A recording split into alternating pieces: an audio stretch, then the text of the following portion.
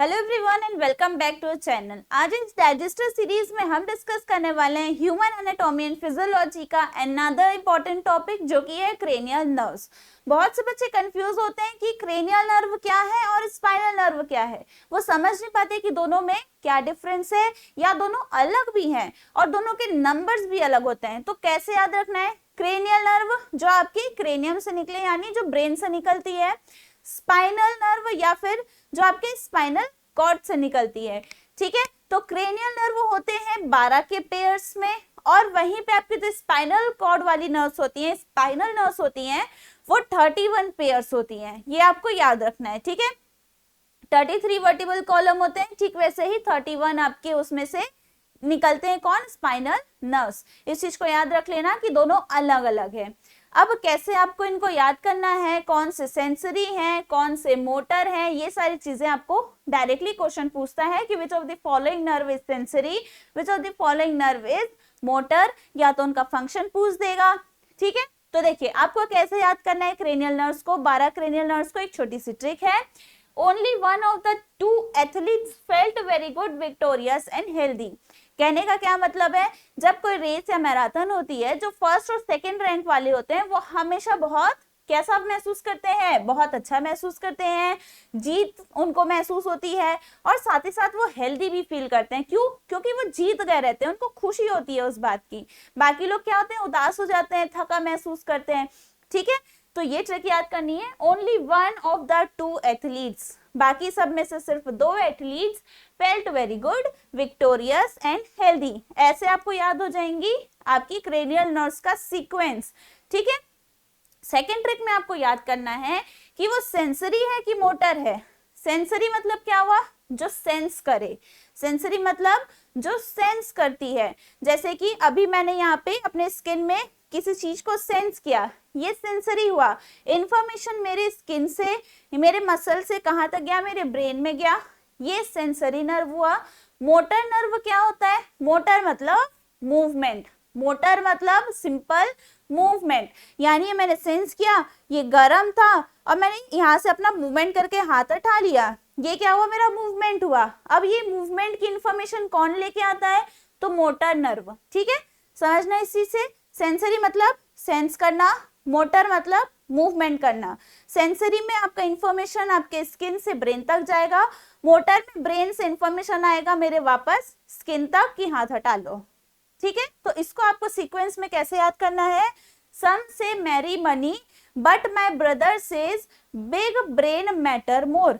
कुछ कहते हैं कि पैसे से शादी कर लो, लेकिन मेरा भाई कहता है कि बड़े दिमाग वाले से शादी करो। ठीक है, क्लियर है इतना सभी को? चलिए अब देखिए 12 कौन कौन सी नर्व्स होती हैं और आपको इसको समझना है, रटना नहीं है। ठीक है, पहली नर्व है आप सभी की ओनली से ऑल्फैक्टरी। ठीक है, ओनली से बना ऑल्फैक्टरी, ये आपकी सेंसरी नर्व होती है। इसका काम होता है सेंसेशन ऑफ स्मेल। क्या करता है ये? सेंस करता है किसको? आपके स्मेल को। ठीक है, और ये कैसा है? सेंसरी नर्व है। सेकेंड आपका होता है 1 से ऑप्टिक नर्व। सभी को पता है ऑप्टिक मतलब क्या होता है? विजन। ऑप्टिक मीन्स आई, तो इसका क्या काम होगा? विजन। अब ये भी आपका सेंस में ही आएगा, सेंस ऑर्गन का ही तो पार्ट है। आपका नोज हो गया, आपका आई हो गया। ठीक है, अभी तो सिर्फ सेंस कर रहा है, ये आगे चल के वो मोटर फंक्शन भी करेगा। अब ये भी आपका सेंसरी में आ गया। सम सेज, तो दोनों ट्रिक को अगल बगल लिख लो, एक जगह 1 2 3 4 लिख दो 12 तक, एक जगह सेंसरी और मोटर। ठीक है, कुछ आपको दोनों मिलेंगे, जो सेंसरी भी होंगे और मोटर भी होंगे। अब इसमें से, अब ये कैसे? विजुअल के लिए है। ठीक है, देखने के लिए है। थर्ड में फिर से ओ आ गया, ओ से होगा ऑक्यूलोमोटर। 2023 का शिफ्ट 1 का क्वेश्चन इससे पूछा गया था जीपैट में से। अब ऑक्यूलोमोटर नाम से समझ में आ रहा है, ऑक्यूलो मीन्स एक तो हो गया आई, motor means movement. Ocular means क्या हो गया भाई? आई, एंड मोटर का मतलब अभी मैंने आपको बताया मूवमेंट। ठीक है, इसी को तोड़ दिया तो मतलब समझ में आ गया। अब ये मूवमेंट कर रहा है मतलब डेफिनेटली कैसा होगा? ये मोटर नर्व होगा। इसका काम क्या है? आई का मूवमेंट। आई के मूवमेंट के लिए, प्यूपिल के कॉन्स्ट्रिक्शन के लिए रिस्पॉन्सिबल है कौन? आपका ऑक्यूलो मोटर। ठीक है, क्लियर है? फिर आता है नेक्स्ट फोर्थ में द से बनता है ट्रोक्लियर। अब ये ट्रोक्लियर क्या होता है, मेनली पुली का काम करता है। ये कैसे करेगा, पुली मतलब होता है ना ऐसे पुल करता है, वो क्या है आपका पुली है, ठीक है। ये इसका काम होता है टू मूव आई बॉल, ये क्या करेगा आपके आई बॉल को मूव करेगा, और मूव कर रहा है फिर से मोटर नर्व हो गया। ट्रोक्लियर का मतलब आपको याद कर क्या करना है, पुली, ठीक है। पुली का काम होता है मूवमेंट का, किसी भी चीज को खींचना हो पुली का यूज करते हैं, इसका काम क्या है मूवमेंट। तो मूवमेंट क्या हो गया, मोटर नर्व हुआ, है ना। अब ये कैसा है, इसका काम क्या है कि ये आपके आई के मूवमेंट के लिए रिस्पॉन्सिबल है, ठीक है। क्लियर है इतना। चलिए नेक्स्ट आता है फिर फिफ्थ नंबर में टी से आपका ट्राइजेमिनल। अब यहीं पे देखो ट्राई मीन्स क्या होता है, तीन। अब इस ट्राई में कौन कौन सी चीजें आएंगी, तीन चीजें आती हैं आप सभी की। पहला होगा आपका जेमिनल, ठीक है, यानी ऑप्थेल्मिक, मैक्सिलरी और मैंडिबल, ठीक है, यानी मैंडिबुलर, ठीक है। तीन चीजें आएंगी, कौन कौन आ जा रही है आप सभी की यहाँ पे। पहला आ रहा है ऑप्थेल्मिक,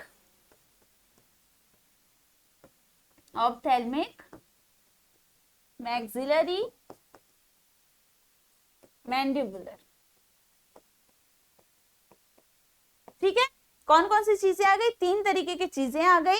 अब देखो जो आपके ये तीनों बोन्स है, अब जैसे मैं मैंडिबल है मेरा ये वाला पार्ट है, अब होता है ना कई लोग ऐसे मुंह बनाते हैं, वो क्या है आपका फेशियल एक्सप्रेशन, क्या एक्सप्रेस करता है वो आपके फेशियल एक्सप्रेशन को।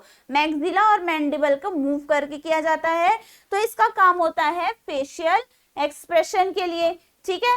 स्मेल के लिए होता है, फेशियल एक्सप्रेशन के लिए होता है। अब मैंडिबल है मतलब चबाने के भी काम आएगा, तो एक और फंक्शन होता है इसका जिसको कहा जाता है चूइंग, ठीक है।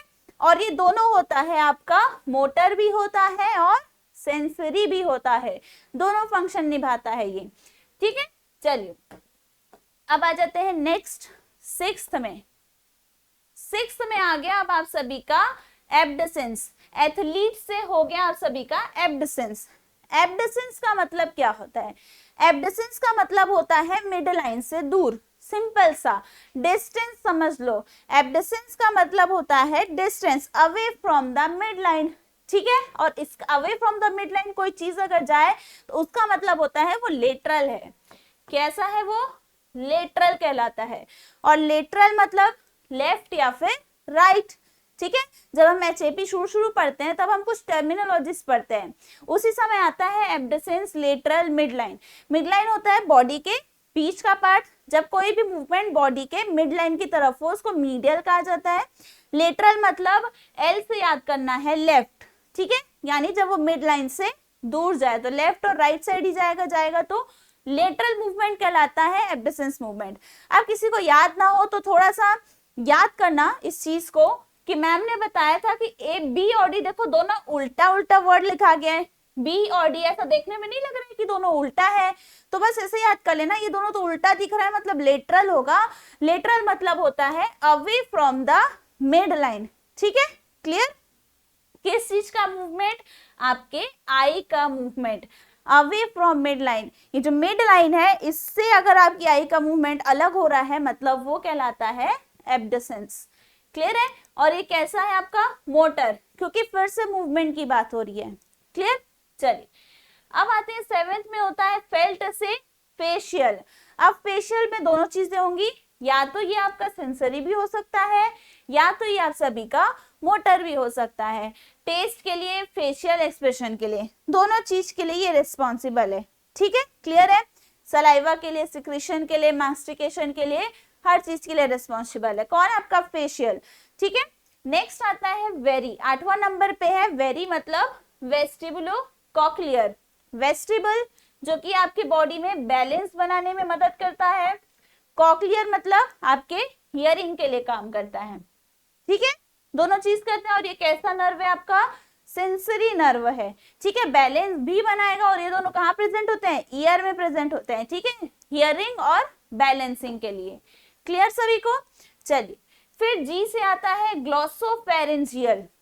ग्लॉसो मतलब होता है टंग, याद रखना, ग्लॉसो मतलब होता है टंग।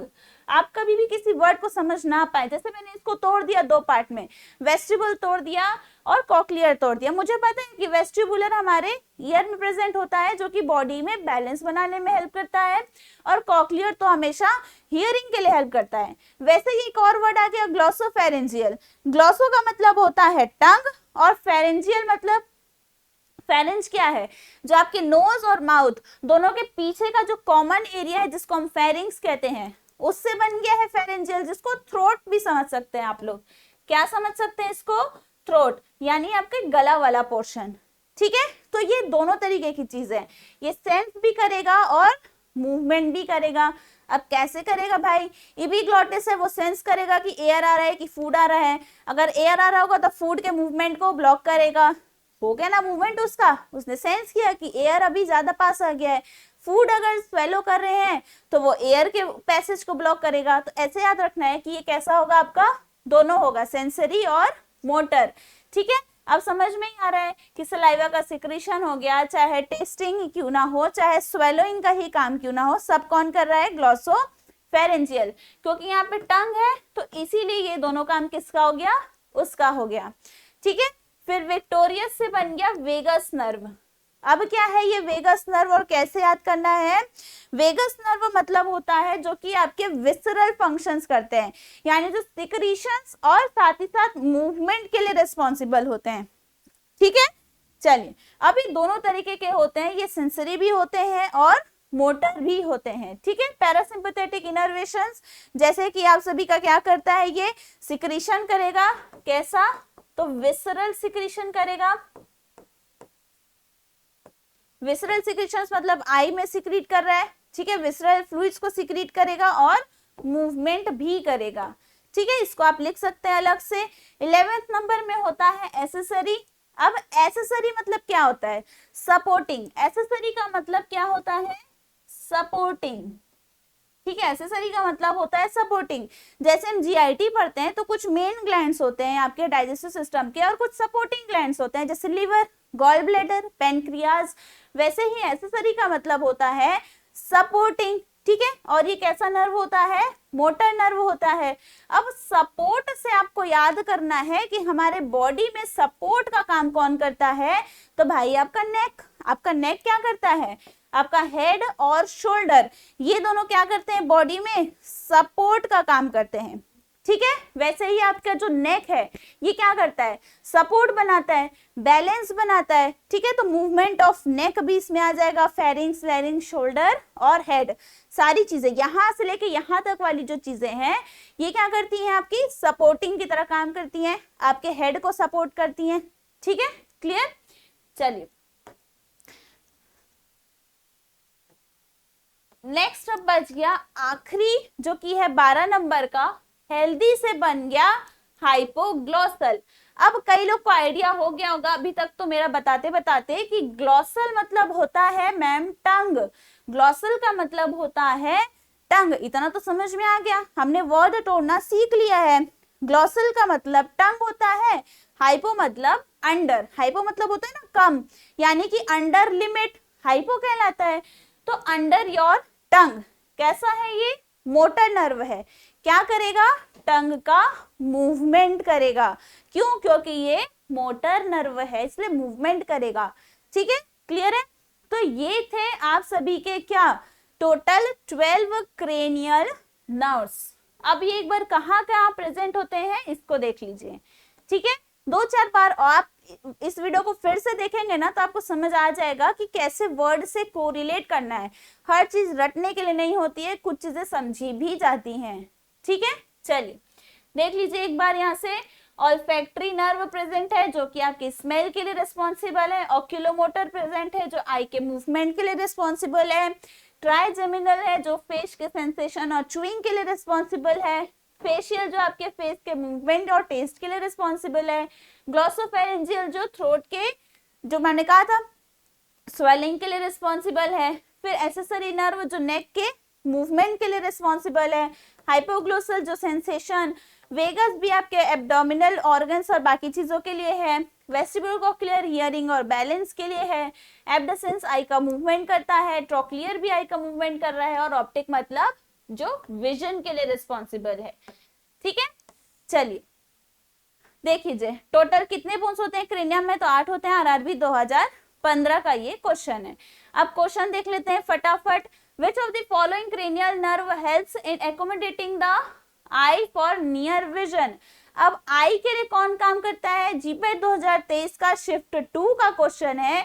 तो ऑक्यूलोमोटर, ऑप्टिक, ट्रॉक्लियर और फेशियल। अब यहाँ पे देखो आई के यहाँ पे किसकी बात कर रहा है, एक तरीके से मूवमेंट की बात कर रहा है, समझ लीजिए।